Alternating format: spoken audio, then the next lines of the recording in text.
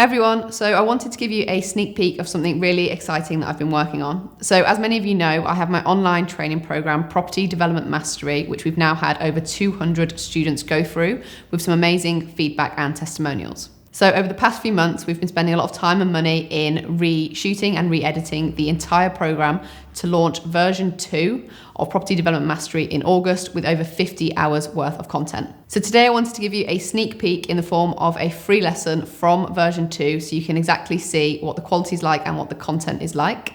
Really hope you enjoy it. And if you are interested in finding out more, click the link below where you can book a call with a member of my team.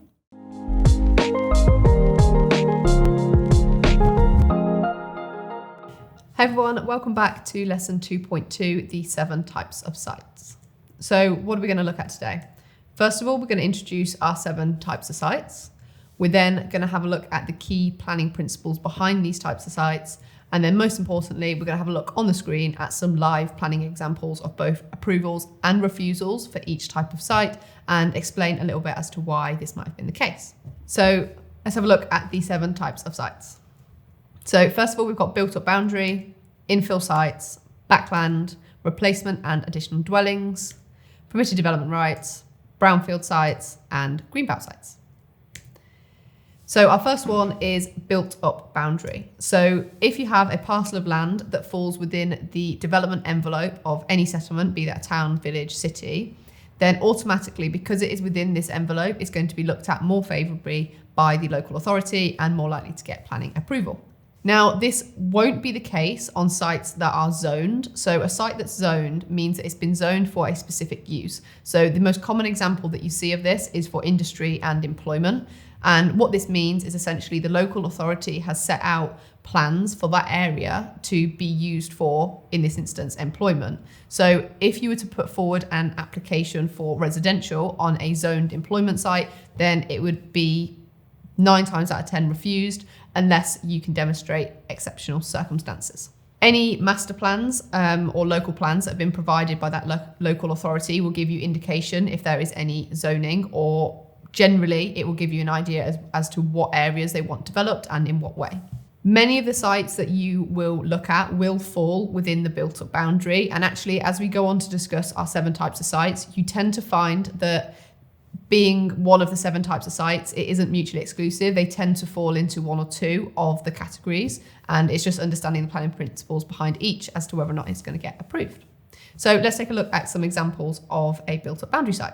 So here we've got an approved planning example. On the left, you can see the red line site plan of what was there prior to the development, and on the right, you can see the development under construction. So this was approved, this particular site, and you can see the site plan now there on the right. And the reason this site was approved, it is the redevelopment of a site that is actually disused currently. I believe it was an old school. So not only is it making good use of a previously developed site, but as mentioned, it is within the built-up boundary. You can see that by all of the houses around the site.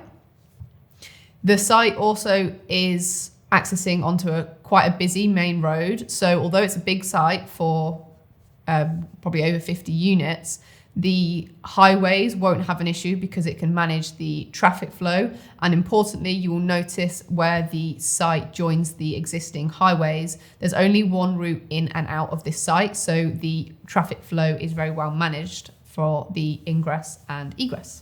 And also the site has been quite sustainably designed. There's quite a lot of public open space on the site. You can see by sort of the green field areas, and the housing mix is a good mix of what you see in the local area. So to the north of the site, you can see more pairs of semis, slightly bigger, and the odd detached property. And to the south of the site, you see it as smaller, more terrace type housing, and you see a good mix of that across this proposed site. So this is a really good example of a site that's been approved within the built-up boundary.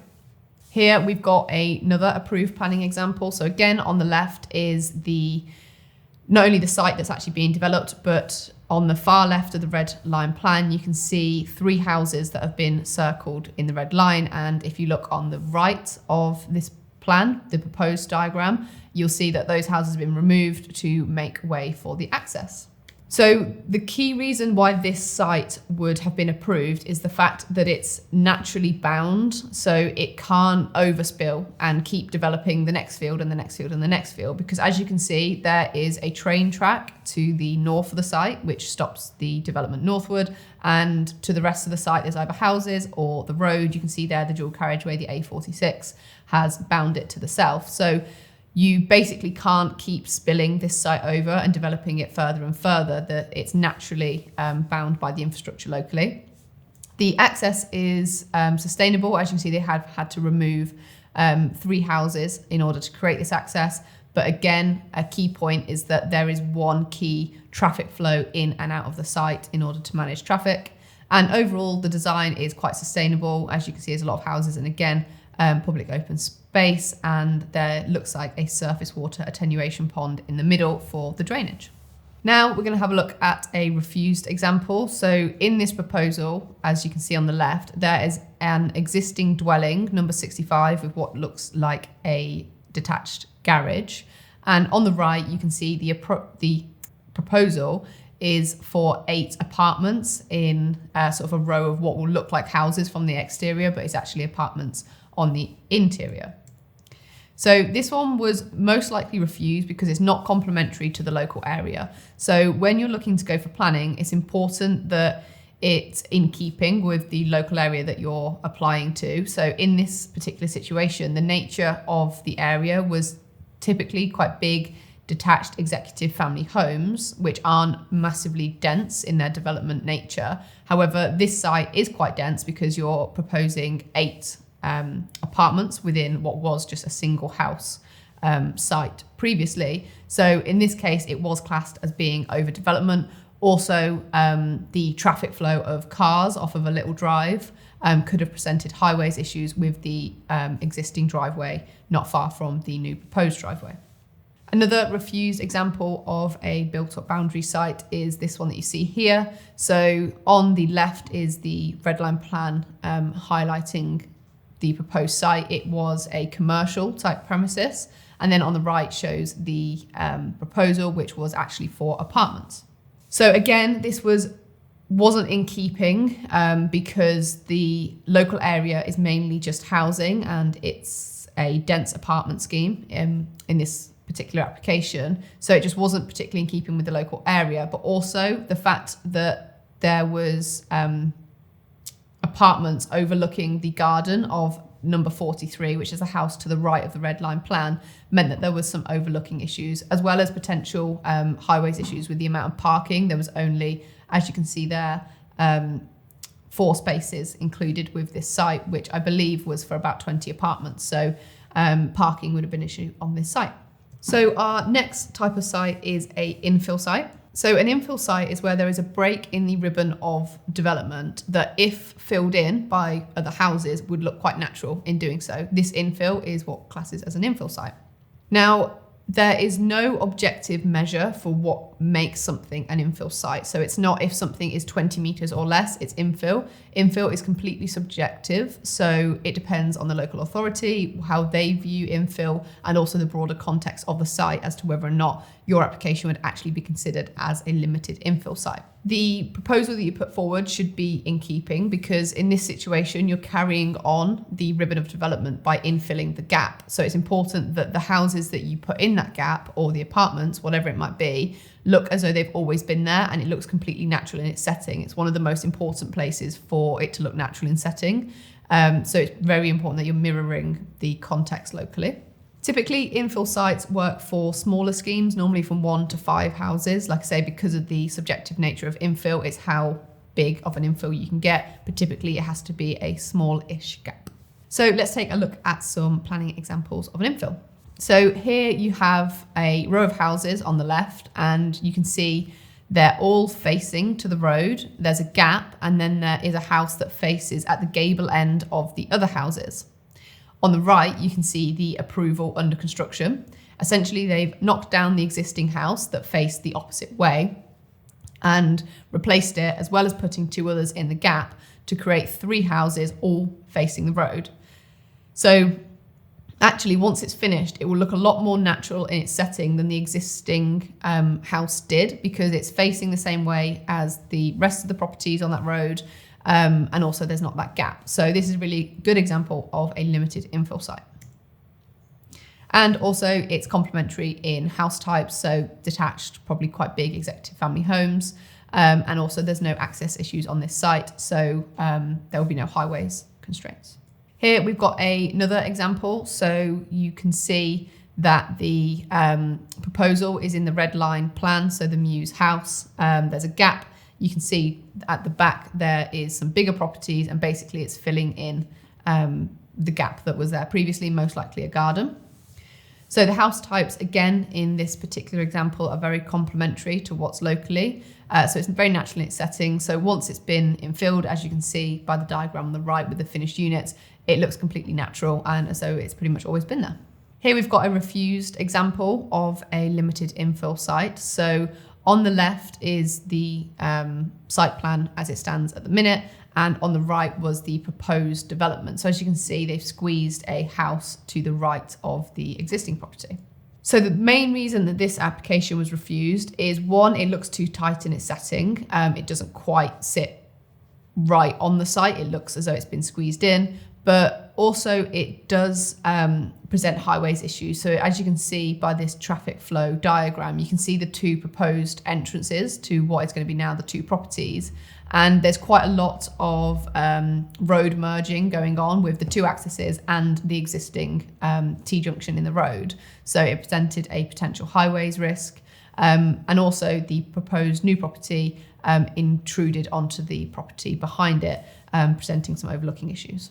And again, another refused example here is where the red line plan is on the diagram on the right. They were proposing a small dwelling.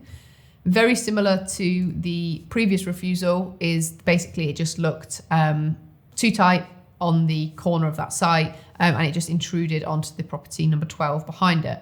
What would actually make a better infill site would be the property you see to the right of the plan, number 40. You can see there's a big gap there. That would make a much better development opportunity than this corner site. So our next type of site is a backland development. So backland developments refer to a new ribbon of development to the rear of an existing ribbon of development, usually not visible from the roadway. For example, gardens make the most common backland development. So where there is a long garden of existing properties, or just one garden or multiple gardens combined together, they can create a backland development in those gardens. There are two main points to consider when looking at trying to do a backland development, and that is the access and the precedent. So when it comes to access, these sites aren't accessed from the main highways automatically. You have to break through the existing ribbon of development. The most ideal situation is a natural gap in the houses to get up to the land to the rear of the houses. However, this isn't always available. The next ideal situation is that there is a garage, either detached from an existing house or on the side of an existing house, that when knocked down could make way for a road accessing the rear. Worst case scenario, there is not a gap or a garage available, and that would basically mean you would have to knock down an existing dwelling on the road frontage to create access to the rear for your development. The only issue with doing this is your viability threshold for the appraisal jumps up, because now you're having to knock down a house that already has an existing value. So automatically your land value has jumped up because you've had to acquire that. So sometimes you do come into viability issues with backland developments. Next, we have the precedent. So what we refer to with this is the fact that it's been an established pattern already. So it's quite common for a lot of authorities to try and push back on backland development on the basis they class it as overdevelopment.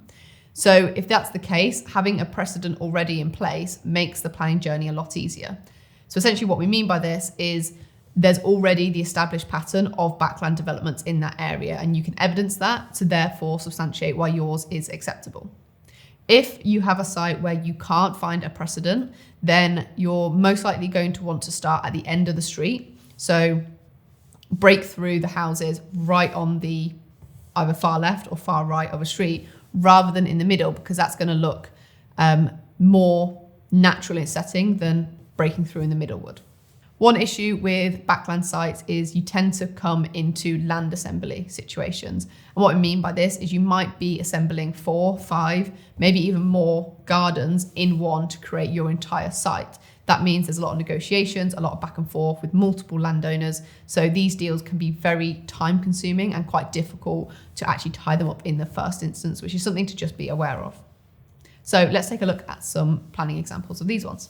So here we've got a approved planning example. So the diagram on the left shows the site plan and the diagram on the right shows the proposed site layout. So in this situation, as you can see, they propose to knock down number 342, create a road to the back where there will be 3 new dwellings and there will be a smaller dwelling at the front on the main road. So that's the access sorted, but also you can see on the diagram on the left that there is actually already a precedent for backland development in this area, both to the left and to the right of this site. So both access and precedent are already established on this site. And the properties that are being proposed are sort of detached executive family homes, which is that in keeping with that area. Another approved example here is the one you see on the left. So the existing site had a sort of commercial to the rear of the property. So it already had an existing driveway leading to the back. So quite a straightforward one. There was a private drive adopted and 5 houses approved at the rear of the existing developments. And as you can see on the diagram on the left, there is actually already precedent again for backland development. And the properties, once again, are very complementary to what you see in the local area. And in this situation, the access is perfect because it's wide enough, but also the fact it was a commercial property prior to residential means that the potential traffic flow is actually less because commercial's normally seen as having a higher traffic flow than residential. So the access is perfect on this one. Here we've got a refused planning example. So in this situation, it's multiple gardens, as you can see, with a proposal for 4 large detached family homes going to the rear. What you can see in the diagram to the left is the fact that there is no precedent in this area, and perhaps what isn't fully shown on this diagram is just the size of these properties. It is an area of big detached, over 3,000 square foot detached family homes. So the character of the area is for it to have these very big long gardens in large plots. So reason it was refused mainly because there was no established precedent, and actually this particular application is in an authority where their local plan is geared around protecting the character of the area, which, as I mentioned, in this location is characterised by their long gardens. So to approve a application like this, where the gardens are being shortened and therefore it's losing its local character, the approval of this would go against the adopted local plan. Here we've got a refused planning example. In this situation, they were going to demolish the property that you see, number 49, to make the access to these 2 properties that you see at the rear. So in this situation, it was refused because there's actually no established precedent locally for a development like this. Again, it's actually the same local authority as the one I mentioned on the previous slide, where they're pretty much against backland development, so it goes against their local plan. But also it does look a little bit out of context in the area because the houses are sort of facing the wrong way and it looks sort of squeezed in and it just doesn't look particularly natural on the site. So our next type of development is replacement and additional dwellings. So essentially this involves the redevelopment of a low density site. So you might have a house in a very large plot, so it would be considered a low density development, and you're either knocking down that house to completely start again and replace with multiple dwellings, or you're simply adding more dwellings around the existing property. The benefit of knocking down the existing property versus keeping it is that you will end up with a more efficient scheme because you're not being constrained by the current house, basically. If the property on the site is either listed or even if it's just locally listed, then you're going to have difficulties with getting the approval to have it demolished. So you may have to keep the existing property if there's any listings on it. But the benefit of knocking it down, as I mentioned, is you do get that blank canvas start, which means not only is the entire design just going to be cohesive and look like one site from the start, but you're just going to get maximum efficiency across the site. So let's take a look at some planning examples of this one. So as you can see by the diagram on the left, the site has two buildings on it, one large home and one smaller home, in an area where for the most part it's quite high density. And on the right is the approval. So in this particular situation, they intended to keep the smaller property, but knock down the bigger one. And with the addition of another 5 units, making it 6 units on that site in total. So this site was approved because it looks very natural in its setting, because like I mentioned, in that area, this sort of density is quite expected, as well as the actual nature of the houses being very complementary to the broader area, sort of detached family homes.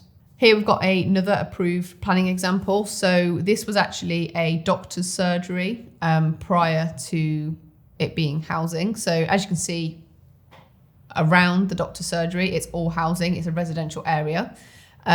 So replacing it with what you can see on the right looks completely natural. And there's actually already precedent for sort of 2 rows of housing. So you've got a bit of backland development going on as well here. And in this particular situation, the properties were actually bungalows to be in keeping with the local area. So it's similar mass to what was already there on site, but also the access is automatically going to be acceptable because, similar to the one I mentioned before, because it was a doctor's surgery, the argument is that the traffic flow is actually a lot less now that it's been converted to residential. So there'll be no highways issues on this site. So here we've got a refused example of a replacement dwelling. So in this proposal, they were going to knock down number 39 and replace it with 1 dwelling at the front and 2 to the rear.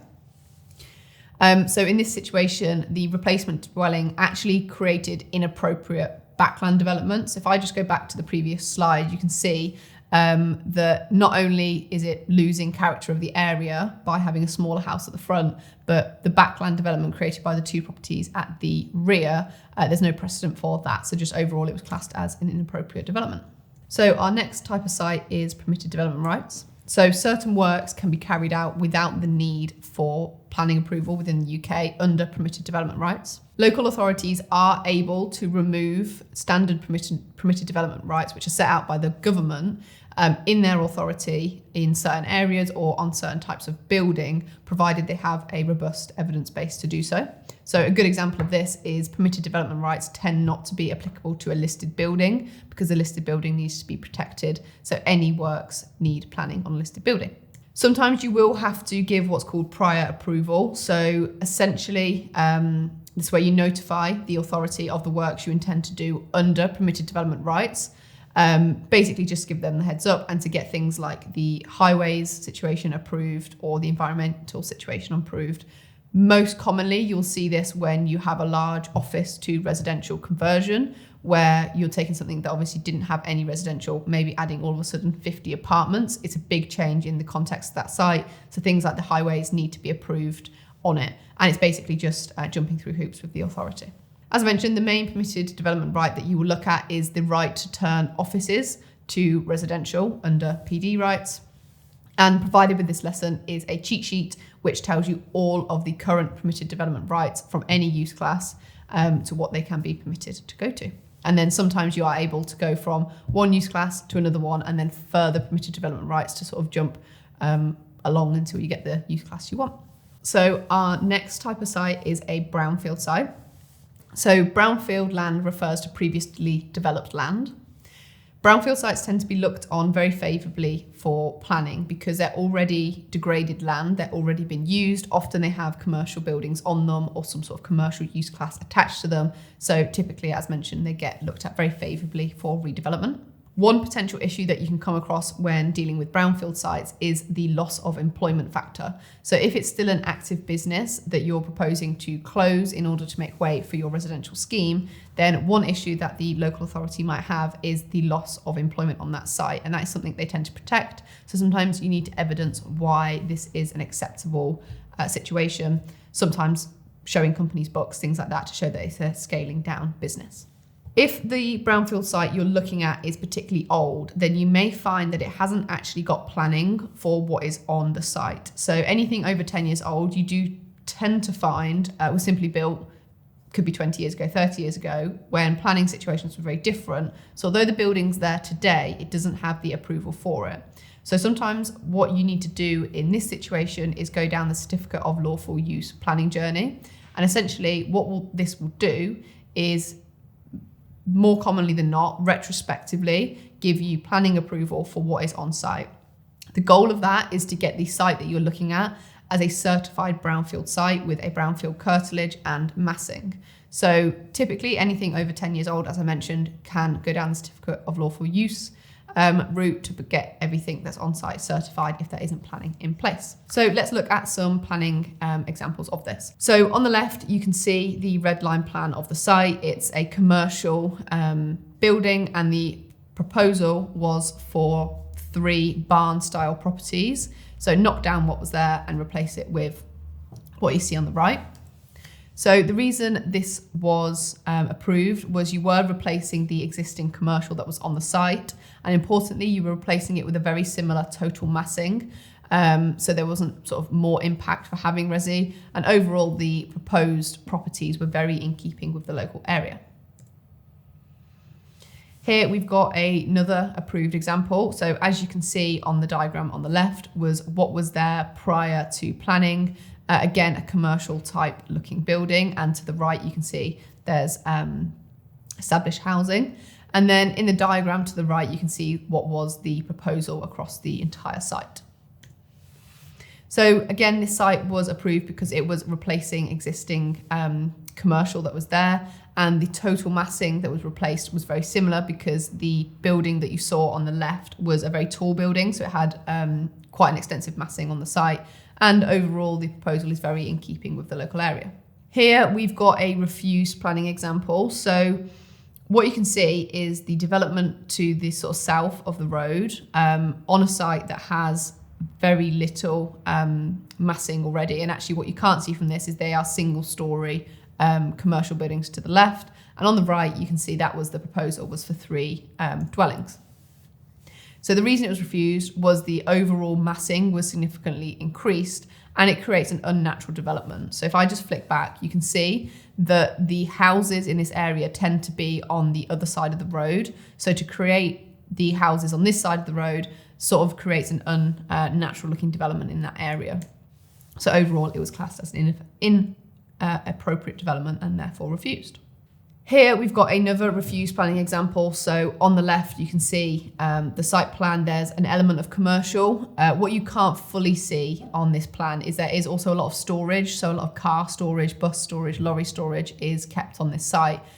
So there is slightly more massing than what you can see on the plan to the left. However, not enough massing to justify the proposal that you see to the right. So overall, it was refused because there is an increased massing than what is existing, and further context to this site is that it sits within the green belt. So the fact that there was an increased massing means that it was inappropriate development within the green belt and therefore refused. So our final type of site is greenbelt sites. So greenbelt is a highly protected form of open countryside within the UK, and it's designed to stop urban sprawl. So it's specifically not meant to be developed within because its whole purpose is to stop developed areas from merging, essentially. Not all open countryside is classed as greenbelt. However, all greenbelt is countryside. And some key areas that you will find greenbelt are around London and between Birmingham and Coventry, or any major city you tend to find has a buffer of greenbelt around it, like I said, to stop that urban sprawl.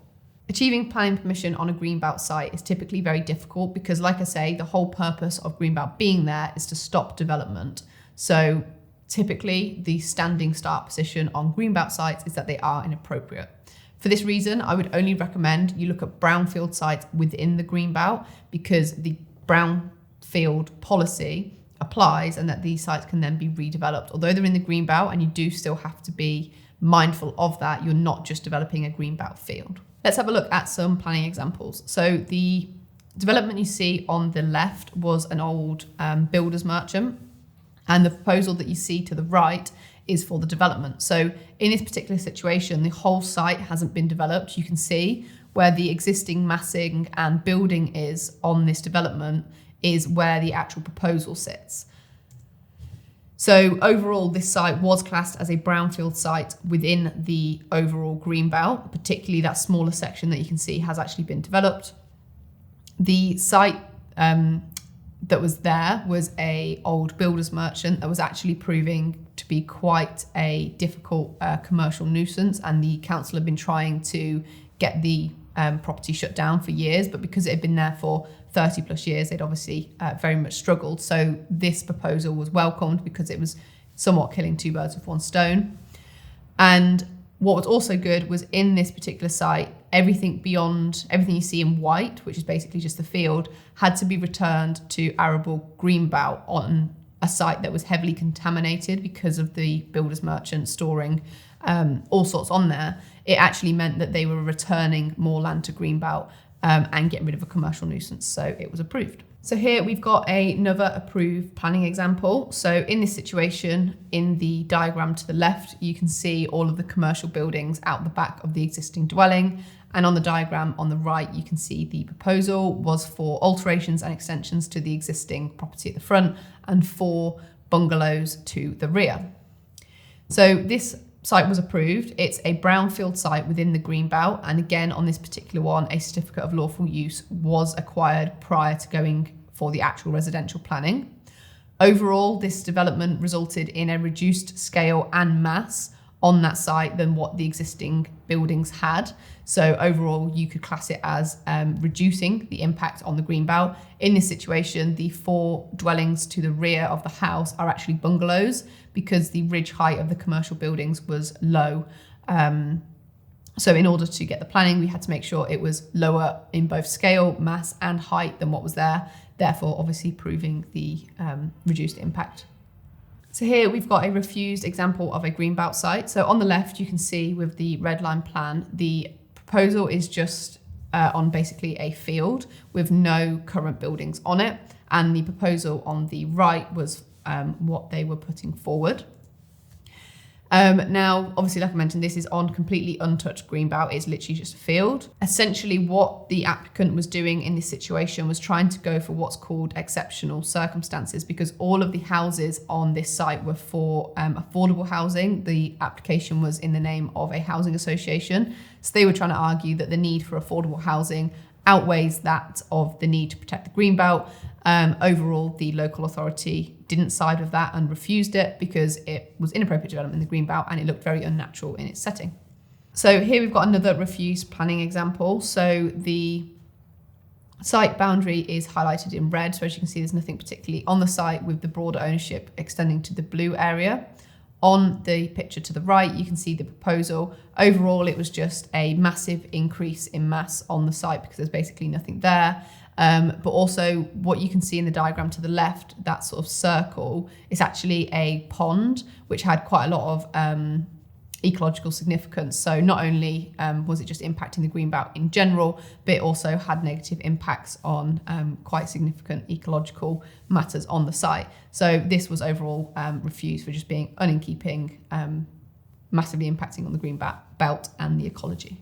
Provided alongside this lesson is the downloadable PDFs of all of these slides that I've gone through, so that you can go through, make your own notes, and also refer back to them when you start looking for your own sites that are hopefully off market and direct to vendor, and therefore going to need planning permission on them. So you can use these to refer back to.